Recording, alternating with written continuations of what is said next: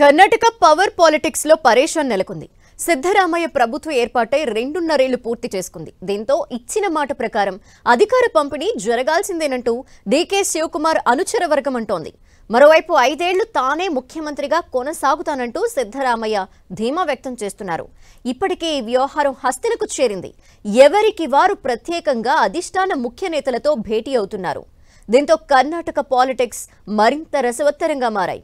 ఇప్పటికే ఖర్గే రాహుల్తో భేటీ అయిన సిద్ధరామయ్య కేబినెట్ విస్తరణ కోసం అధిష్టానం నుంచి అనుమతి కోరారు.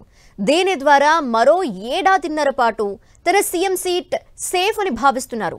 మరోవైపు ప్రభుత్వం ఏర్పడి 2.5 ఏళ్లు పూర్తి కావడంతో అధికార పంపిణీ జరగాల్సిందేనంటూ డీకే శివకుమార్ అనుకూల ఎమ్మెల్యేలు, ఎమ్మెల్సీలు, మంత్రులు నిన్న రాత్రి ఢిల్లీ చేరారు.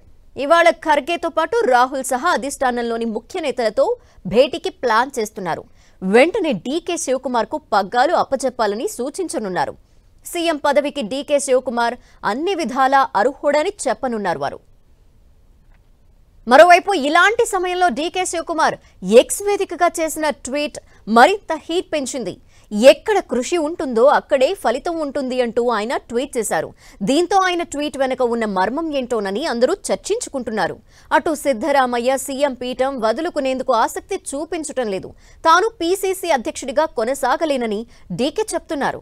ఈ పరిణామాల మధ్య అసలు ఏం జరుగుతుంది, హైకమాండ్ ఎలాంటి నిర్ణయం తీసుకుంటుంది అనే అంశంపై ఉత్కంఠ నెలకొంది.